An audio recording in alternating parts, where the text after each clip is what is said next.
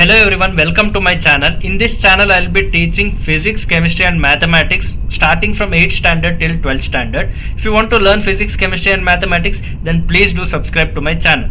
So in my last video, I was actually discussing about force and pressure. So in this particular video, I'll be explaining the solution for the exercise part of this force and pressure.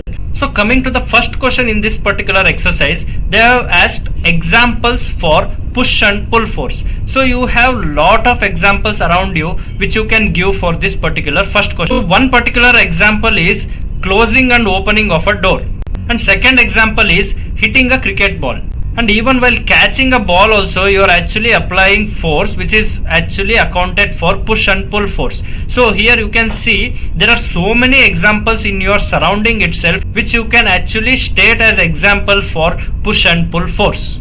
So in your second question, they have asked two example situations where the shape of an object is getting changed due to the applied force. The first example is potter making a pot. Because when a potter makes a pot, he actually changes the shape of the pot according to his desire by applying force from outside and inside. That shows force applied by this potter while making pot is actually responsible for the change in shape of that particular pot. So here this is one particular example where force is changing the shape of an object. The second example is when you work with clay. When you make some creative things with clay, you will actually apply force to change the shape of this particular clay. So in this particular situation also, the force is actually changing the shape of an object. So here I have given two examples. You can even list more examples by seeing your surroundings. So the third question of this particular exercise is actually fill in the blanks. What you should do to draw a water from a well? You are actually pulling at the rope. So only when you pull the rope at the well, you can actually draw the water which is there inside the well. So that's why answer for the first question is pull.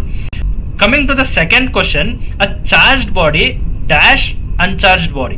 What does a charged body does for an uncharged body? Because uncharged body doesn't have any kind of charge on it, a charged body will easily attract an uncharged body. If that particular uncharged body is actually charged with the same amount of charge which this body has, then those two will get repel. Only when unlike charges are there, they will attract. Even when one object is charged and the other object is uncharged, still the charged body actually attracts that uncharged body. So the answer for B question in this third question is attracts.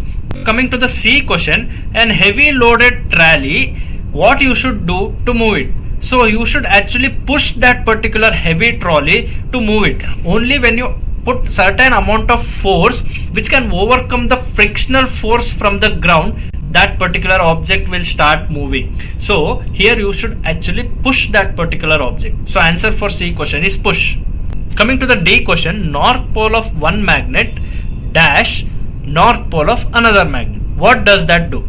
Here actually when you keep north pole and north pole of a magnet together, they actually repel. Similarly, when you keep north pole and south pole together, they will attract. When you keep south pole and south pole, again they will repel. If similar poles of a magnet is facing together, then they will actually repel. Only when different poles of magnet is kept face to face, then only they will attract. But here they have given north pole and north pole. So always north pole repels another north pole of another magnet. So the answer for D question is repels.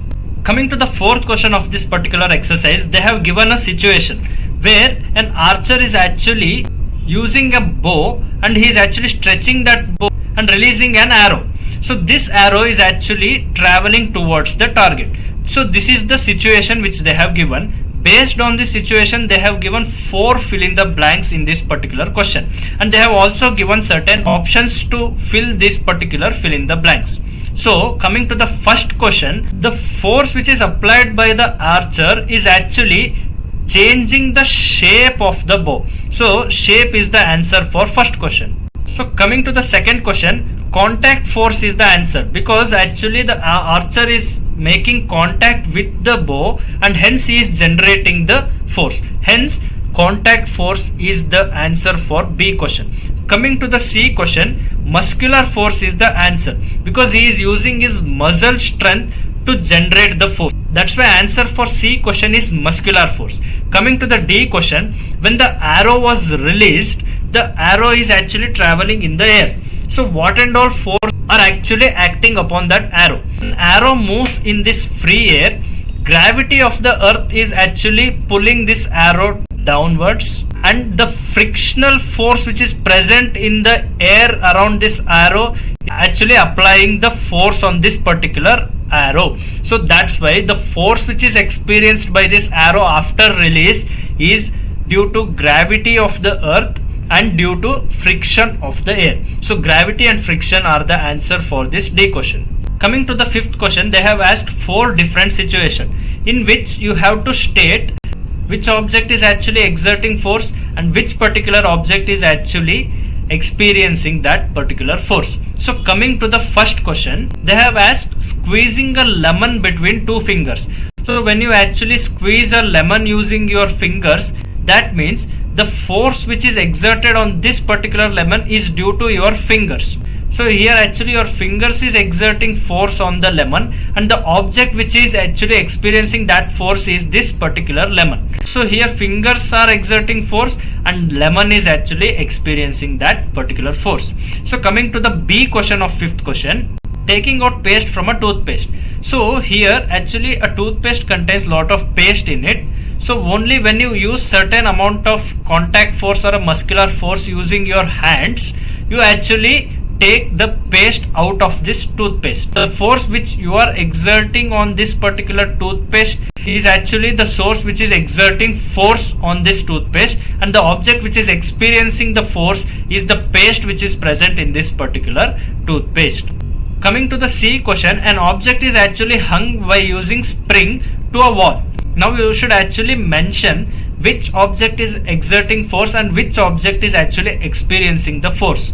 There will be a ground below the object where this ground is actually exerting gravitational force on this particular object and making this object to hang. But the force which is applied in the opposite direction by this spring is actually keeping this object unstable. That means this particular object is actually experiencing gravitational force, and this particular object is also experiencing the force exerted by this spring. That means the object which is exerting force are spring and gravity, and the object which is hanged to this spring is actually responsible for experiencing these 2 forces. So coming to the D question, an athlete actually jumps from the earth to make an high jump. Here he is actually putting opposite force to the ground, and then he receives necessary amount of momentum, and then only he could jump to a certain amount of height. So here the legs of that particular athlete is responsible in exerting force, and the object which is receiving the force is the ground. So coming to the 6th question, blacksmith actually hammering on a hot piece of iron. That means the temperature of this particular iron piece is very high, and the hot piece of iron is actually more flexible. Because this particular iron is actually more flexible because of the temperature which has received by this iron piece. Hence when blacksmith hammers on this particular iron piece, the shape of the iron actually changes. That means hot iron piece actually changes its shape due to the force applied by the blacksmith. So whenever blacksmith hammers on this particular hot iron, the force is actually exerted by this hammer on this particular hot piece of iron. Hence the shape of this particular iron piece changes. So you can explain all these things for 6th question. Coming to the 7th question, after rubbing a balloon with synthetic cloth, this balloon is actually brought near a wall and kept on the wall, and this balloon doesn't fall onto the ground, and for some time this balloon gets stuck on this particular wall. What is the reason for this balloon to stick on this particular wall after rubbing with a synthetic cloth? Because when you rub with a synthetic cloth, the balloon actually gets charged. So when balloon gets charged, you all know that charged body attracts another uncharged body. So now balloon is actually charged and this wall is uncharged. So this balloon actually attracts this wall, or it will get stuck on this wall. The force which is responsible for this balloon to keep in contact with the wall is electrostatic force, because when you actually rub this balloon against synthetic cloth, this balloon has actually got certain amount of charge, hence it is going and sticking onto the wall. So the force which is responsible for that balloon to stick on the wall is electrostatic force. So coming to the 8th question, there is a bucket which contains water and it is actually kept at a certain height from the ground. So here they are asking what is the forces which are responsible for this water to stay inside this water. Why does the state of motion of this particular water doesn't change? Here multiple forces are acting on this particular bucket to keep this bucket in stability. So now if you imagine this as ground, and if you keep a table on this particular ground, and if you keep a bucket on this particular table, and there is water inside this bucket, so here the table is actually giving certain amount of normal force against the gravitational force of this earth, and hence the normal force given by this particular table and the gravitational force which is actually acted upon this particular bucket is getting cancelled. That means the amount of gravitational force is actually cancelled by the same amount of normal force which is acted by this table.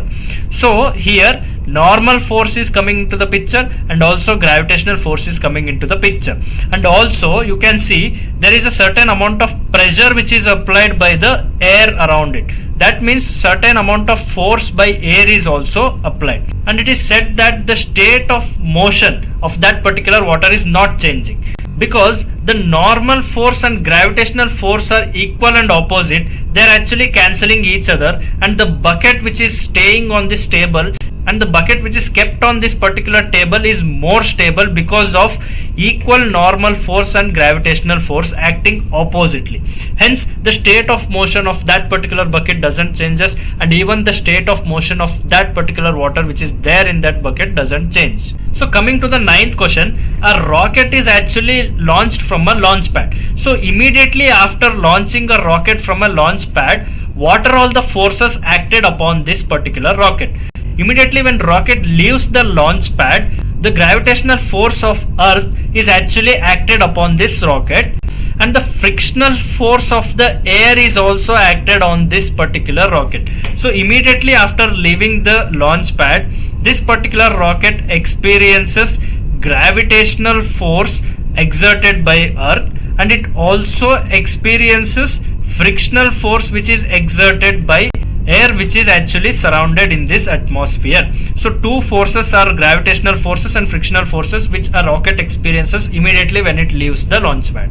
So coming to the 10th question, when you insert a rubber bulb inside the liquid, and after placing this rubber bulb inside the liquid, if you squeeze this rubber bulb, then you can see some air molecules coming outside this liquid.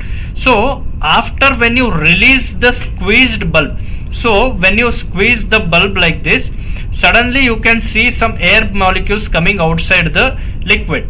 So after when you leave the squeezed part of this rubber bulb comes back to its original position. So when rubber bulb comes back to its original position, some amount of water which was there in this container actually enters this bulb. What is the reason for this?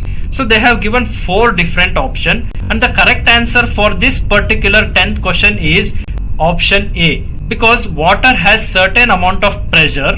When you squeeze this rubber bulb inside the water, the air which is present in this particular bulb actually got escaped through this bulb through water through these air bubbles. But when you unsqueeze this rubber bulb back to its normal position, then the water which was already having so much amount of pressure built up inside will actually cause this water to enter into the bulb. So that's why when you release this bulb to come back to its original position, because of the pressure which was there in the water will be responsible for water to fill up inside this bulb. So the correct option for 10th question is pressure of water. In this particular video, I have explained the solutions for the exercise questions which was there in the chapter force and pressure. Like this, I will be uploading videos containing explanation related to physics, chemistry and mathematics in this YouTube channel. So if you want to see physics, chemistry and mathematics explanation starting from 8th standard till 12th standard, then you should subscribe to my channel. Please do subscribe to my channel and thank you for watching my video.